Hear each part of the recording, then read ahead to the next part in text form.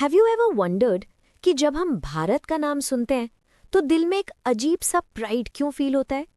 क्या इंडिया सिर्फ एक कंट्री है या फिर एक ऐसी कहानी है जो हजारों सालों से चल रही है? सोचो एक ऐसी लैंड के बारे में जहां दुनिया के सबसे बड़े माउंटेन्स खड़े हैं, जहां सेक्रेड रिवर्स लोगों को लाइफ देती हैं, जहां ब्रेव वॉरियर्स और वाइज सेजेस ने हिस्ट्री क्रिएट की।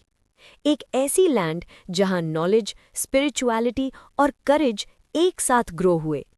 इसी ग्रेटनेस को सेलिब्रेट करता है एक पावरफुल पोएम, भारत आ लैंड।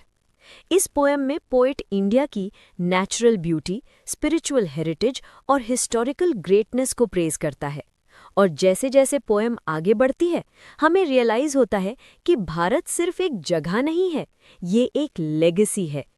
पोएम की बिगिनिंग ही एक पावरफुल इमेज से होती है। पोएट सबसे पहले बात करता है हिमावंत यानी हिमालयाज की। The mighty Himavant is ours, there is no equal anywhere on earth. सोचो हिमालयाज को, ह्यूज माउंटेन्स, स्नो से कवर्ड पीक्स जो हजारों सालों से स्ट्रॉन्ग खड़े हुए हैं। हिमालय सिर्फ माउंटेन्स नहीं है, ये स्ट्रेंथ और प्रोटेक्शन का सिंबल है।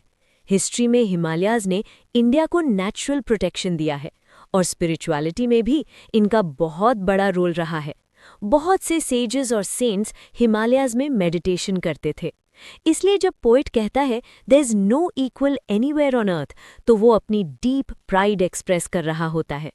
माउंटेन्स के बाद पोएट बात करता है एक और पावरफुल सिंबल की, गंगा रिवर की। The generous Ganga is hours, which other river can match her grace. यहाँ पोएट गंगा को जेनरस कहता है और ये बिल्कुल सही है। गंगा मिलियंस ऑफ लोगों को वाटर प्रोवाइड करती है। फार्मर्स अपनी क्रॉप्स ग्रो करते हैं, सिटीज और विलेजेस को लाइफ मिलती है। लेकिन गंगा सिर्फ एक रिवर नहीं है। इंडियन कल्चर में लोग उसे माँ गंगा कहते हैं। वो प्योरिटी और डिवोशन का सिंबल है। पोएट उसकी मूवमेंट को ग्रेसफुल डिस्क्राइब करता है, जैसे कोई डांसर स्मूथली फ्लो कर रहा हो। अब पोएट नेचर से कल्चर की तरफ मूव करता है। वो बात करता है उपनिषद्स की। The sacred Upanishads are ours, what scriptures else to name with them. Upanishads ancient Indian scriptures हैं। ये फिलॉसफी, स्पिरिचुअलिटी और डीप विजडम से फिल्ड हैं। इनमें लाइफ के बिगेस्ट क्वेश्चंस डिस्कस किए गए हैं। हम कौन हैं? लाइफ का रियल पर्पस क्या है? ट्रूथ क्या है? इन स्क्रिप्चर्स ने सिर्फ इंडिया को ही नहीं बल्कि दुनिया भर के थिंकर्स को इंस्पायर किया है। इसलिए पोएट कहता है कि इनका कंपैरिजन किसी और स्क्रिप्चर से करना ऑलमोस्ट इम्पॉसिबल है। अब पोएम एक और ब्यूटीफुल लाइन लाती है। This sunny golden land is ours, she is peerless, let's praise her. यहाँ इंडिया को सनी गोल्डन लैंड कहा गया है। गोल्डन क्यों? क्योंकि इंडिया नेचर, कल्चर और ट्रेडिशन से रिच है। और सनी क्यों? क्योंकि ये लैंड होप, एनर्जी और लाइफ से फिल्ड है। पोएट इंडिया को शी कहकर एड्रेस करता है। ये एक लिटरेरी टेक्निक है जिसे पर्सोनिफिकेशन कहते हैं। इसमें किसी कंट्री या ऑब्जेक्ट को ह्यूमन क्वालिटीज दी जाती हैं, जैसे इंडिया एक लिविंग मदर हो। इसलिए पोएट कहता है she is peerless, let's praise her. Peerless का मतलब है जिसका कोई इक्वल ना हो। और पोएम में ये लाइन बार बार रिपीट होती है। ये रेपिटेशन रीडर्स के माइंड में स्ट्रॉन्ग प्राइड क्रिएट करती है। अब पोएट इंडिया के पीपल की ग्रेटनेस की बात करता है। Gallant warriors have lived here. Gallant warriors मतलब ब्रेव फाइटर्स। इंडिया की हिस्ट्री वॉरियर्स से भरी हुई है। ऐसे वॉरियर्स जिन्होंने अपनी लैंड और पीपल के लिए करेज दिखाया, जिन्होंने अपनी फ्रीडम और वैल्यूज को प्रोटेक्ट किया। लेकिन पोएम सिर्फ वॉरियर्स की बात नहीं करती। पोएट सेजेस का भी मेंशन करता है।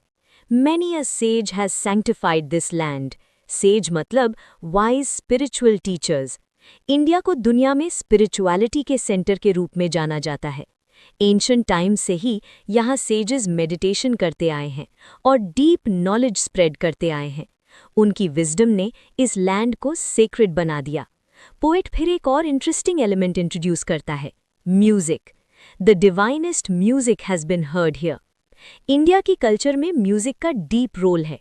Classical music traditions, devotional songs और फोक म्यूजिक सब इस लैंड की रिचनेस को शो करते हैं। म्यूजिक सिर्फ एंटरटेनमेंट नहीं था, वो स्पिरिचुअलिटी और इमोशंस एक्सप्रेस करने का पावरफुल मीडियम भी था। पोएट फिर एक और इम्पॉर्टेंट चीज का मेंशन करता है, here Brahma knowledge has taken root. Brahma knowledge का मतलब है अल्टीमेट स्पिरिचुअल नॉलेज। ये वो विजडम है जो सेल्फ रियलाइजेशन और ट्रूथ की अंडरस्टैंडिंग से रिलेटेड है। पोएट ये हाईलाइट करता है कि इंडिया में डीप फिलॉसफिकल थिंकिंग का स्ट्रॉन्ग ट्रेडिशन रहा है। और फिर वो मेंशन करता है बुद्धाता, and the Buddha preached his Dhamma here. ये लाइन गौतम बुद्ध की टीचिंग्स की तरफ रेफरेंस करती है। बुद्धा ने कंपैशन, नॉन वायलेंस और एनलाइटनमेंट का मैसेज दिया। उनकी टीचिंग्स ने सिर्फ इंडिया को नहीं बल्कि एशिया और दुनिया के कई पार्ट्स को डीपली इन्फ्लुएंस किया। पोएम की लास्ट लाइंस इंडिया की एज और लेगेसी को हाईलाइट करती हैं। Of hoary antiquity is Bharat. इसका मतलब है कि भारत बहुत ही एंशिएंट सिविलाइजेशन है। हजारों सालों की हिस्ट्री, कल्चर और नॉलेज इस लैंड में रूटेड है। और पोएम एक बार फिर वही पावरफुल लाइन रिपीट करती है, she is peerless, let's praise her. Poet का मैसेज सिंपल है, इंडिया एक ऐसी लैंड है जहां नेचर, नॉलेज, करेज और स्पिरिचुअलिटी एक साथ एग्जिस्ट करते हैं। इस लैंड ने वॉरियर्स भी दिए, सेजेस भी दिए, ग्रेट थिंकर्स भी दिए, और इसीलिए पोएट कहता है भारत ट्रूली पियरलेस है। एक ऐसी लैंड जिसकी ग्रेटनेस सिर्फ हिस्ट्री की बुक्स में नहीं बल्कि उसके माउंटेन्स, रिवर्स, स्क्रिप्चर्स और पीपल में भी दिखाई देती है। और शायद इसीलिए जब हम भारत का नाम सुनते हैं तो दिल ऑटोमैटिकली कह देता है, she is peerless, let's praise her.